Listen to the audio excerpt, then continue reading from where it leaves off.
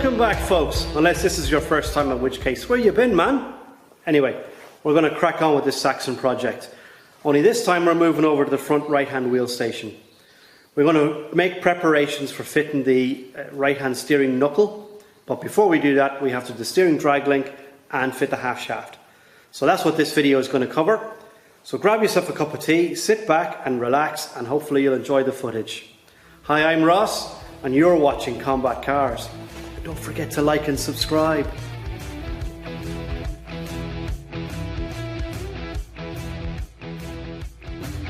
Okay, so there's no guarantee this is going to work. Yeah, I'm gonna heat these up in a bit of boiling water, drop them in it, make them really soft and pliable, and then see if I can get it to fit on over this. Okay, that's the plan anyway. These were the biggest boots that I could find. Hopefully they won't rip. We'll see. They are quite flexible, so I'm hoping they'll stretch out enough to go around this to protect the ball joint. The ball joints are in good order.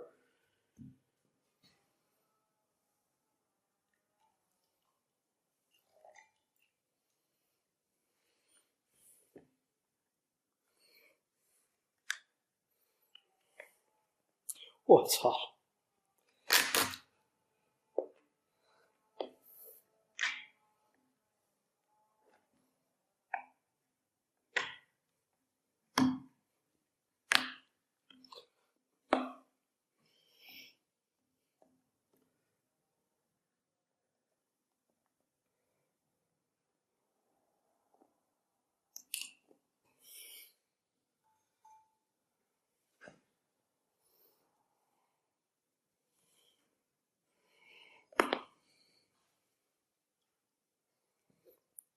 So far so good, and that seems to have held on nicely, so I'm quite happy with that now. We'll give this one a go and see what happens.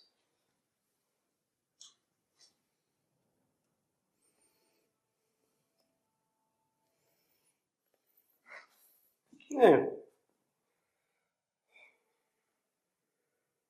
that looks pretty good. Now for the other side. There. Happy with that.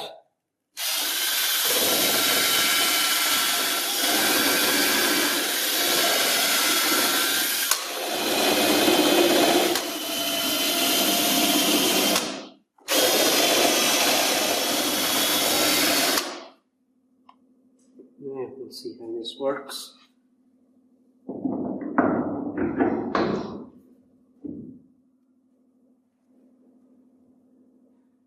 I put a line on it there to mark where the hole is for the split pin, because once you put the castellated nut on, grease and stuff will go into the hole. You won't be able to see where it is. Copper grease, stop it season.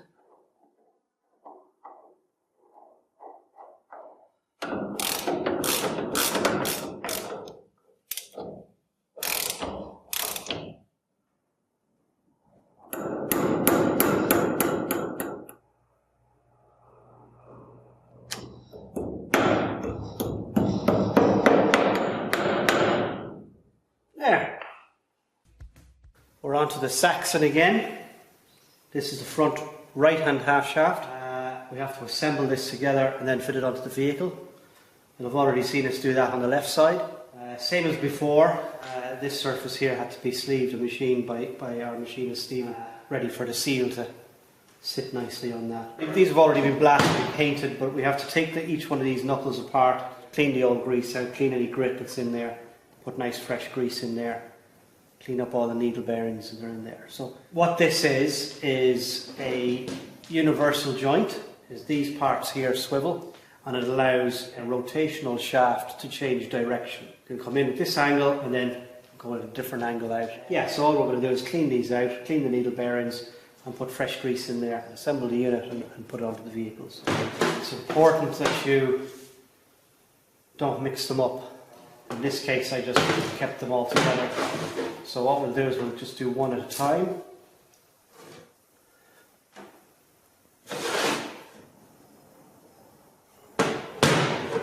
So in here you can see all the needles.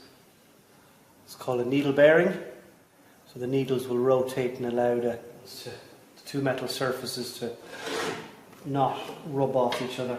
So we want to take all these out. I'm just using a pick here to remove them. There's also a truss bearing in the bottom as well. It's actually not too bad inside it there, but it's a good idea to check them. That's not looking too bad at all. So now we need to clean the roller bearings, each one at a time, and the truss washer at the bottom. You can see it has grooves on it to allow the grease to be pressed past the groove.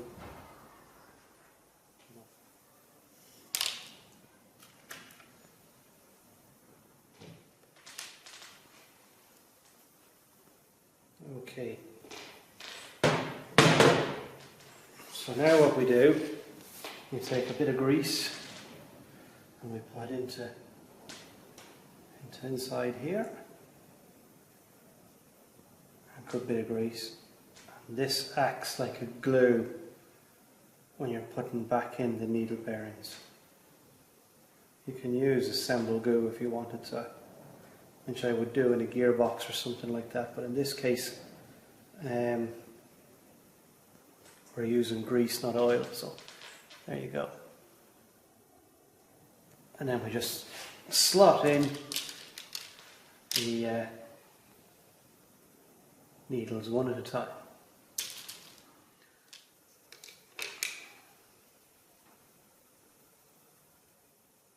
And then we have to get the last one in. Just make sure they're all pressed in.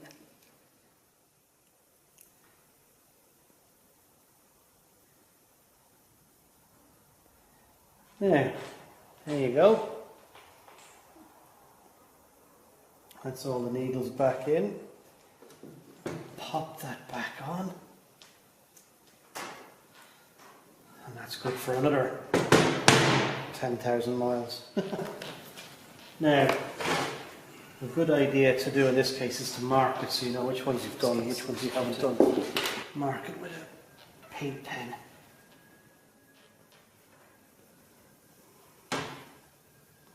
There, and I know I've done that one. There, one down, 7 to go. Yay.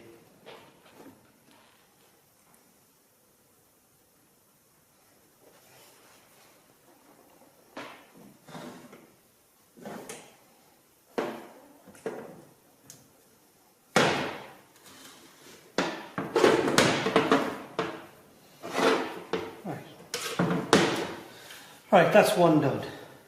It's quite time consuming, but it's well worth it. Now,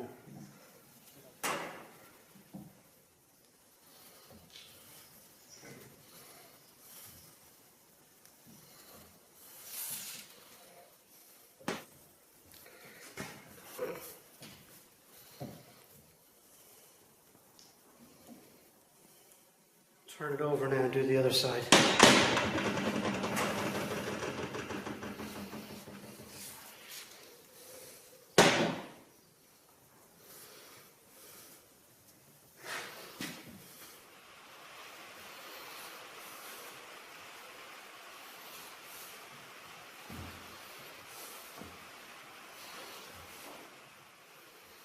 There we go.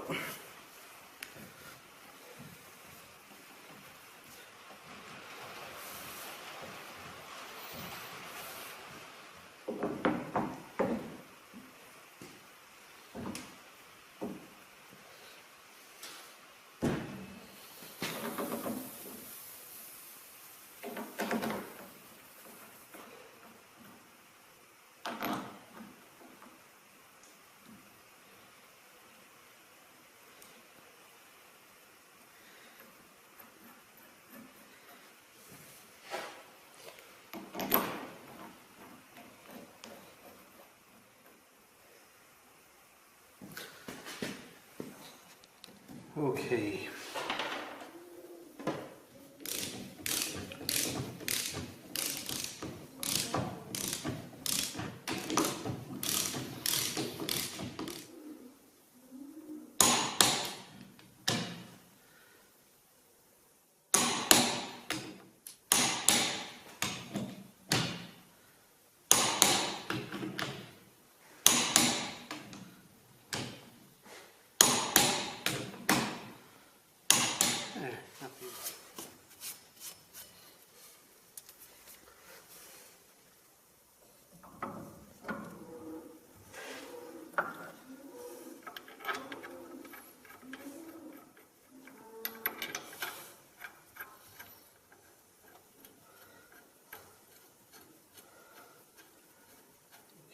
That's those 4 in. I want to get an extension actually.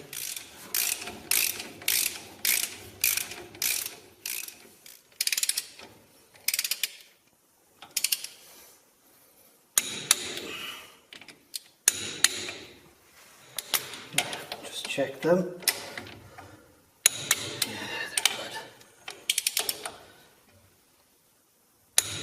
Okay, next up now is the next universal joint. We'll put it in the same place, make it easy to when it comes to greasing it.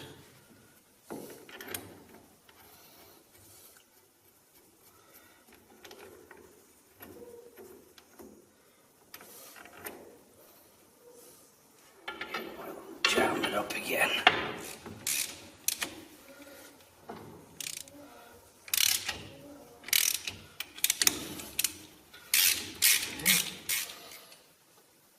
Come on, don't pull. Yes. There we go. Now for the shaft, the rest of the shaft, and then that'll be that bit done.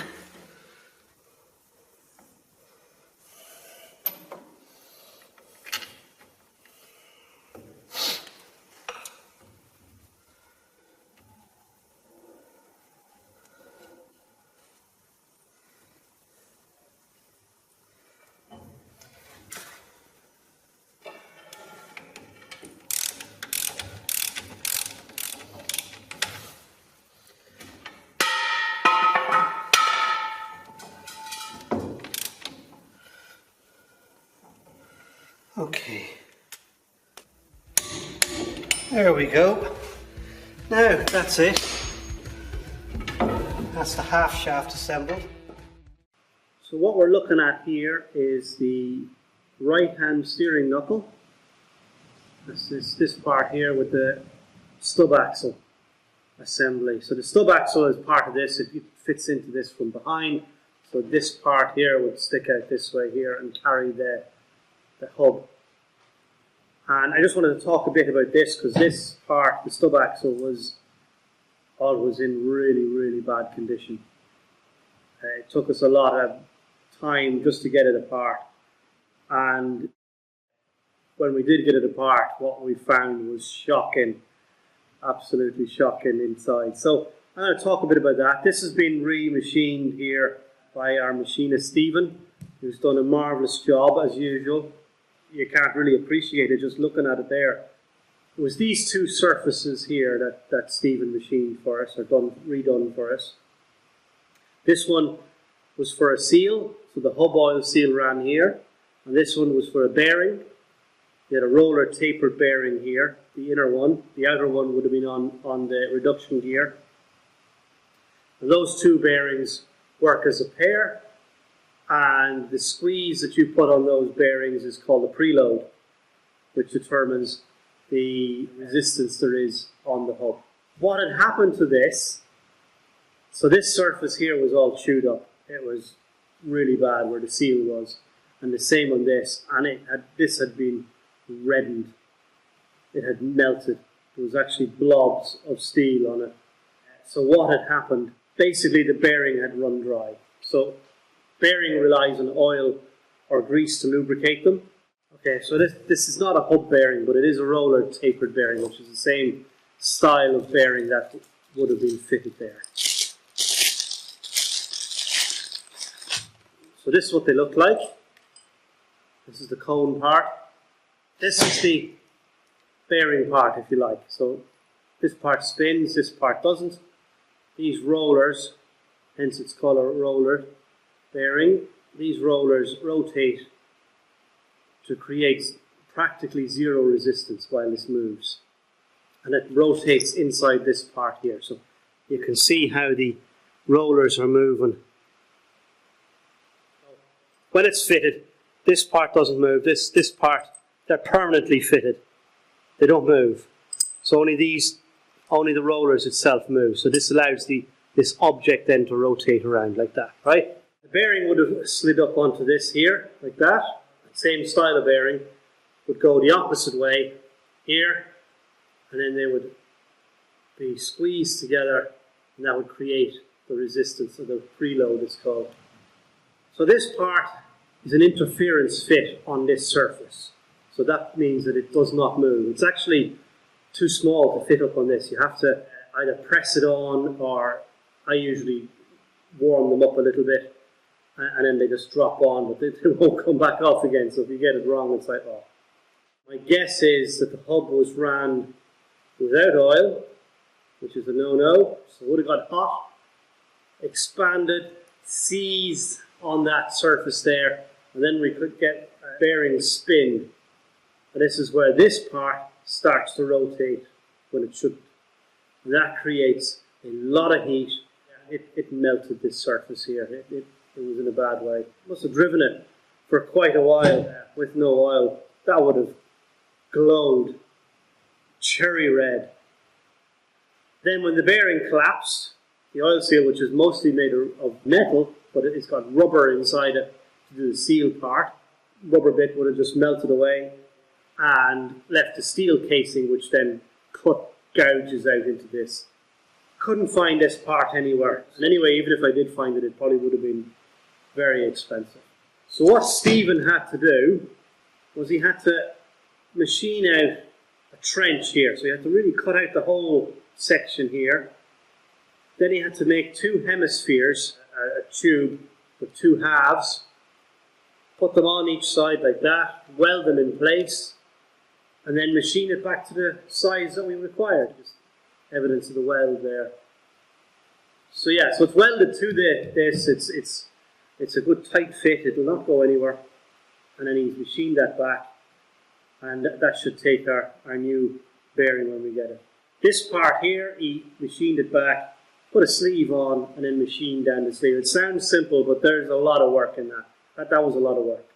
We have it back now, as good as new, better probably. I'm going to fit that to that, get a bit of paint on it then, and then we're ready to assemble the right-hand steering knuckle. Okay, so the first thing we do is, there's a series of 8 studs to go in this, like that. When we took this apart, we broke 2, and I had to cut 1. That's them there. The replacements are slightly shorter, but I think that's going to be okay.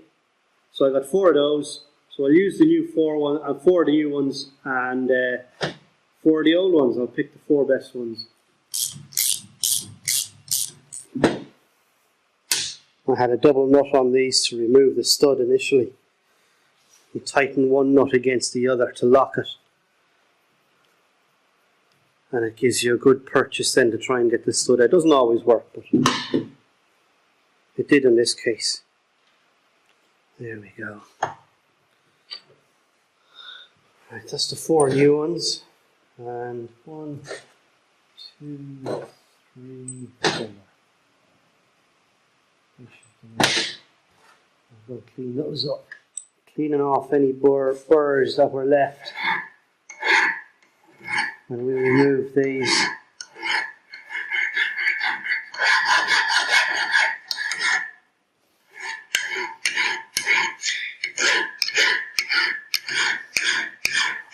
Right, so that's those cleaned. We're going to fit these into this with a bit of thread locker. And we have 2 different types here, just 2 different strengths. This is good stuff. It does 3 things, really. It waterproofs the thread to a degree, which is great. If you're putting them into a cylinder head or something like that, you could get a high temperature one. This one is 180 degrees. Yeah, it would seal against water ingress if the stud hole goes straight through into the water jacket, we'll say. But that has a secondary advantage. It helps prevent it rusting. So when it comes to removing it, it's that little bit easier. And then, of course, it does what it's supposed to do, which is act as a locking mechanism for the... So it's effectively a glue for the thread. Oh, I think we're going to need to clean them.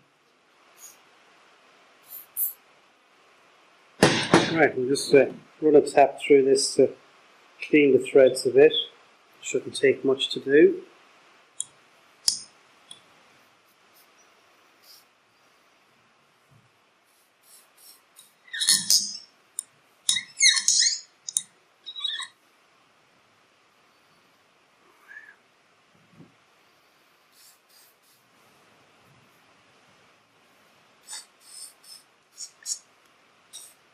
Oh, that's the other one that was done.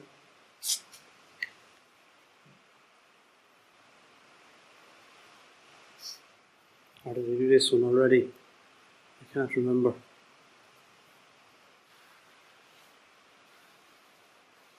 Now I'll just clean the threads with this cleaning fluid. And that will allow the thread sealer to make a good contact with both surfaces. Now, I think I'm going to clean this up here as well while I have it here.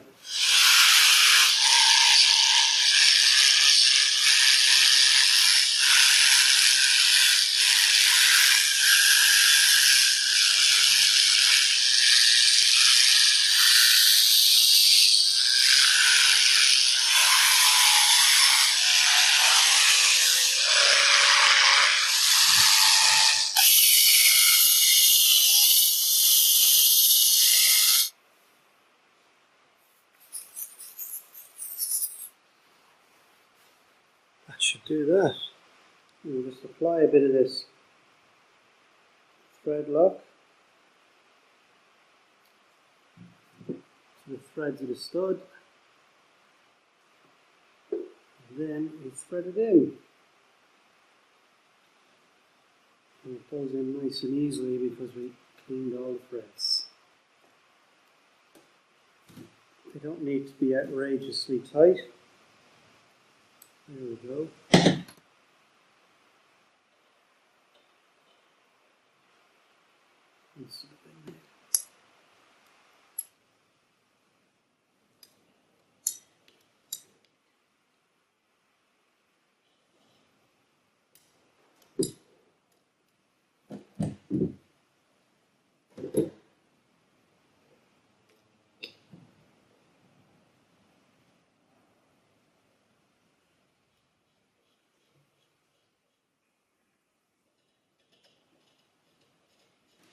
Now, the next step is to fit this into this.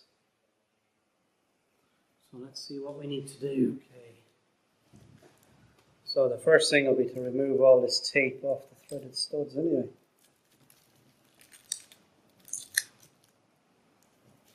There we go. Alright, we're missing one, but I'd say that's in our box of bolts. I'd say the nut is still attached to it.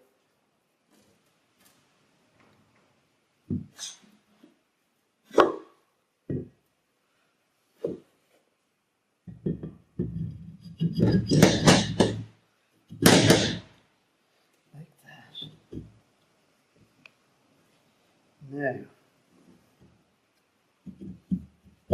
Oh, there we go. That wasn't so bad. I'm going to clean up some nuts. And then we'll get back to you. So these are the original nuts. They're an old style lock nut whereby the top is crimped slightly. The top edge here is crimped so that as you put it on, it's tighter here, and that acts as like a lock nut. Now, ideally we should be changing these for new hardware, but our pockets aren't that deep, so we're going to reuse these. But what I will do is I'll put them on with a bit of Loctite as well, just to guarantee they're not going to move. That's the one we're missing, the stud, with the nut still on it. Missing two actually.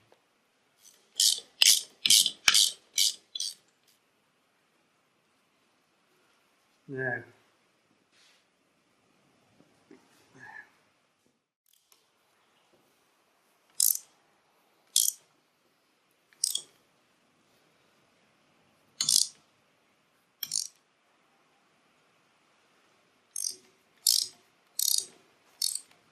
go.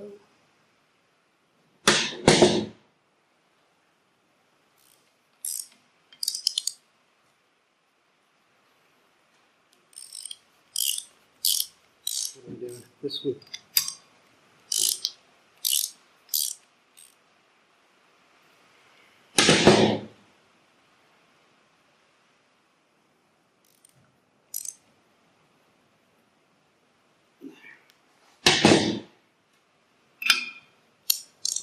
knew that was going to happen. Okay, next now is to torque these down.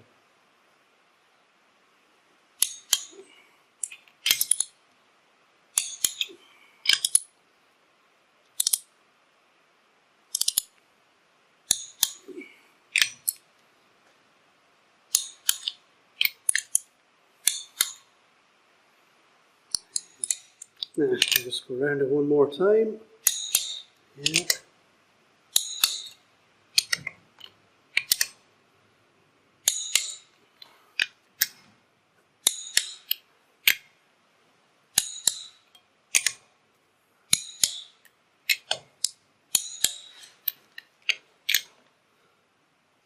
Now, that's it. Right, that's it back together. That part of it anyway. All I need to do now is get some primer on here, a bit of paint on here, and then we're ready to assemble, oil sealing bush in there, and then assemble the knuckle. Right.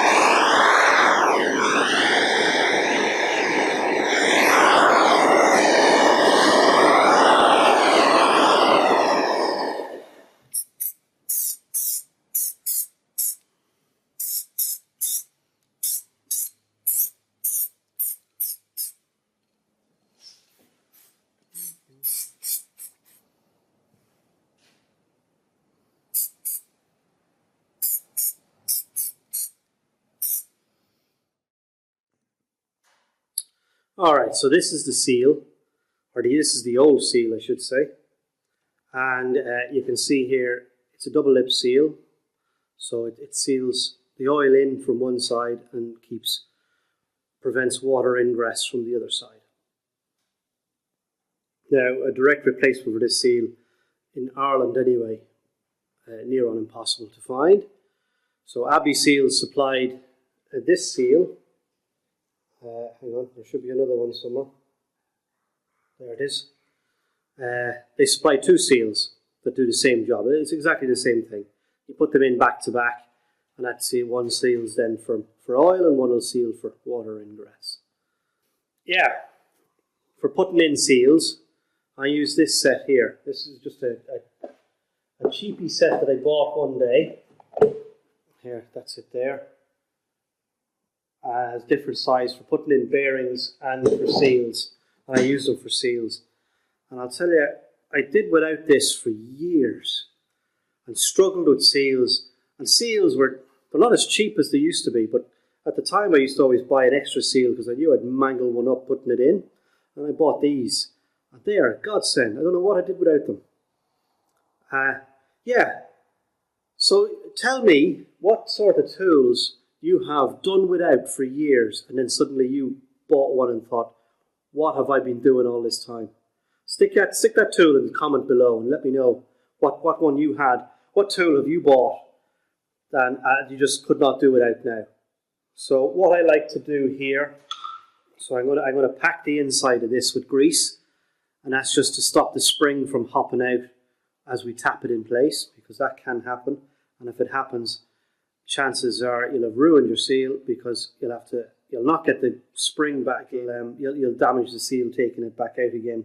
So this just stops that. It'll stop it hopping out. Plus it'll ensure that there's a bit of lubrication in here. We'll put it around the actual seal area here as well, and that'll ensure that once we start pulling away on this vehicle, which could well be a couple of years from now before we do that, that we're not going to run dry. So this seal, this is the inner seal, so this will seal against the oil from coming out. And with the shaft being freshly machined by Stephen, we should have no problems with oil leaking out of this. So these are just made of aluminium So they're nice and soft. That's why they're well battered now at this stage. And the top of this is all battered. And it's so battered now I can't put a screw in the bottom. There used to be a threaded screw for in there. But yeah, I really don't know what I'd done without these before. Yeah, we just get that home. Sitting against the lip now. And then we put this seal in. This one's going in backwards, so it's not really going to hop out. But look at it, it does it no harm to add a bit of grease in there anyway. Some people put these in with silicone sealant. You know, they put a bit of sealant around here. I don't believe that's necessary. The rubber coating that's on the seal will protect that. Anyway, the Americans were fond of putting in a gasket there. They put a gasket in on the seat, and then the seal would sit down against the gasket. But certainly in the likes of Jeeps and that's the way they were done. Hub oils, the gearbox pinion shafts and stuff like that were all done that way. Yeah. Just have to be careful with this now. It's not quite the right size, so I don't want to damage the seal going in.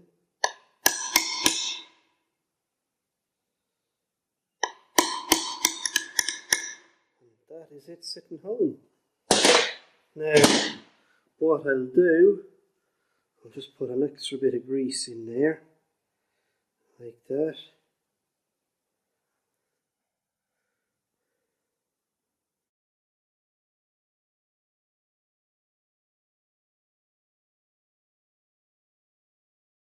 Top one is a pin and the bottom one is a bearing. I made a new seal here for this. It's a felt seal. That's the old one. It's not the best looking seal, but it will certainly do the job fine. Certainly better than that. Yeah, so I've cleaned this all up here and greased it. I'm going to put some grease on the bearing here now and put this back together. So let's see what that looks like.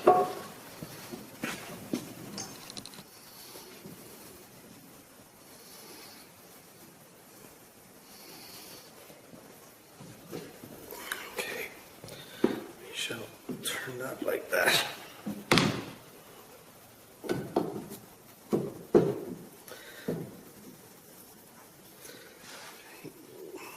This is just a bit tricky.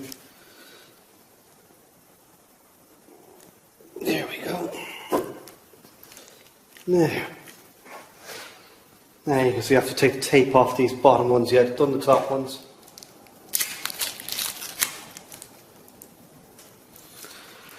Okay, that's the tape all off the bolts. Did these as well, and I cleaned out these threads as well. So that is ready to fit. We just have to prep the axle to accept these now. I had awful trouble the last time fitting the other side because I never took the paint out of the holes. So I'm going to do that now, and hopefully that will make fitting this a hell of a lot easier.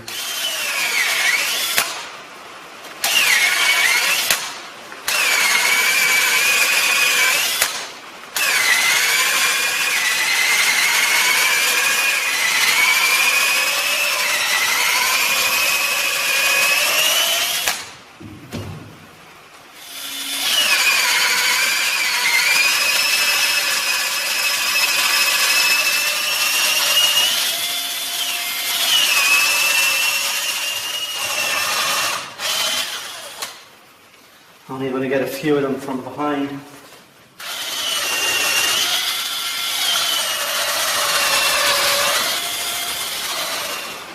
So that makes it a bit easier to fit.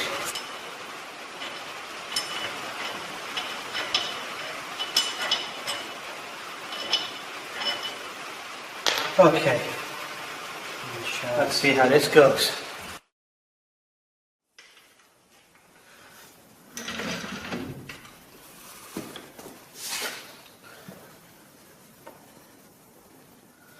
Alright, so we have the knuckle fitted. I did that off camera because there was lots of swearing involved. It's heavy. But we got it up there, bolted through. It was a lot easier actually than the other side when we did it, because we cleaned the holes out where the paint was. So that was a good idea. So yeah, so that's fitted there, and you can see she's working rather well. We have a few more bits to fit to this, and that'll conclude us then for today.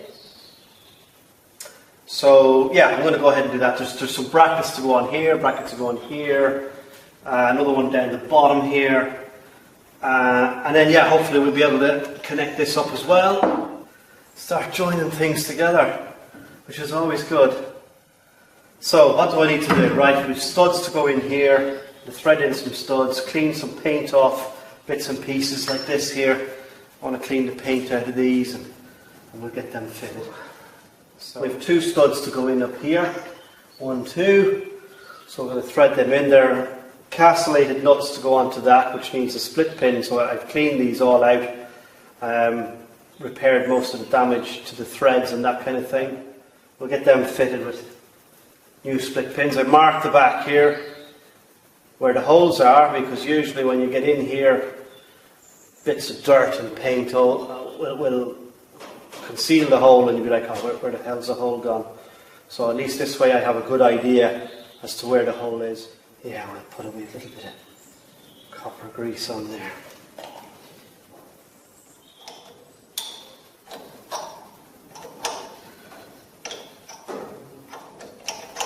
So it turned out they were not as clean as I thought they were. So I'm just running this tap up in here to clean the threads of the hole. There. Oh yeah, there we go. The other side was a little bit stiff.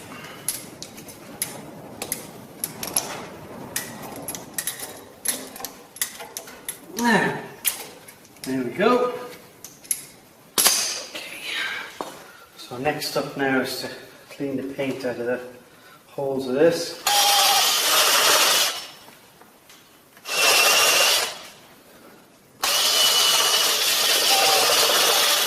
I better do that as well.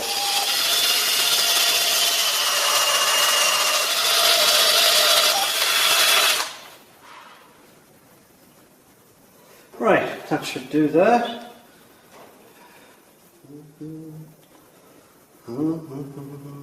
There. Right.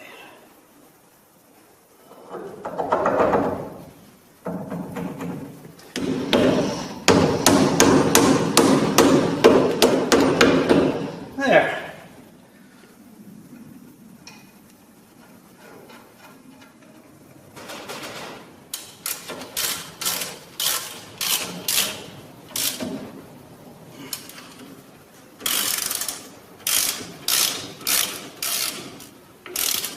Okay. Torque setting for this is tight as fuck. When you're doing castellated nuts, you never go back, you always go forward. So you're always tightening. So even if you're right beside the hole, you need to go to the next one, next groove. And then that's tight.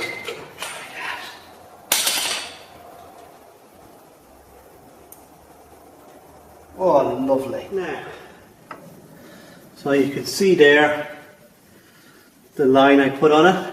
And it's gone past the hole for that castellation. So these are called castellations. And then there's a hole through here, and you have to line these up with the slot, and you drop a split pin in. So that's what we're doing.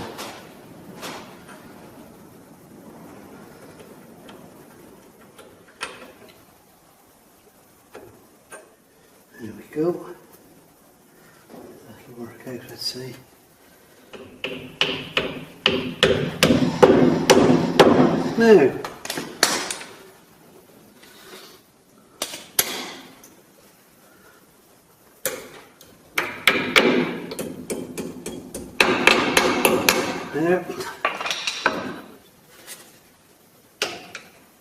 Now, there you go. So this will drop in to that hole when we're ready. I'm not going to do that just yet because I want to be able to move this easily which I can at the moment, so that I can put this bottom bracket on, and then the other bracket that fits on here. Once we've done that, then I'll drop that in. So next up then is going to be this bracket. I'll do this one first. Before I do that, I just want to clean those holes up again.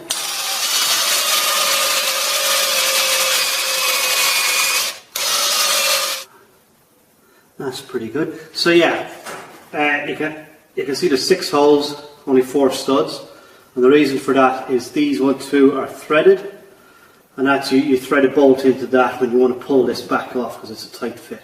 So when you pull that up, you thread a bolt into each one of those, and off it'll come. But we only need to worry about those 4 for now. I have another bracket that goes on with that. This bracket carries the brake pipes when they come down. So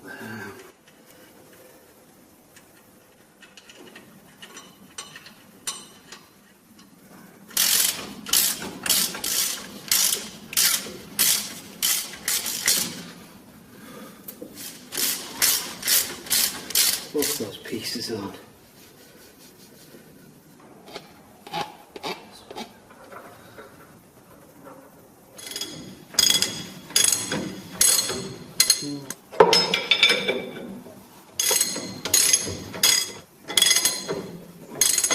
Alright, so we got the bottom pin on anyway.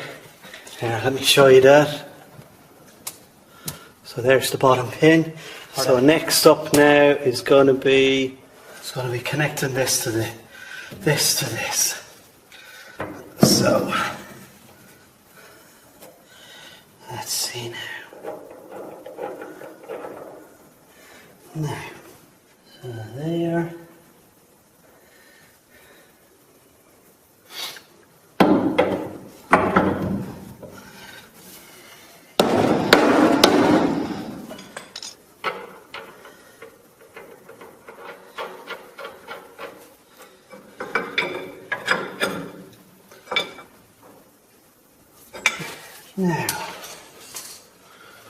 Now, that's that.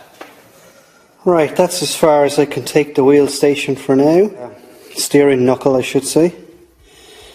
But that's not too bad.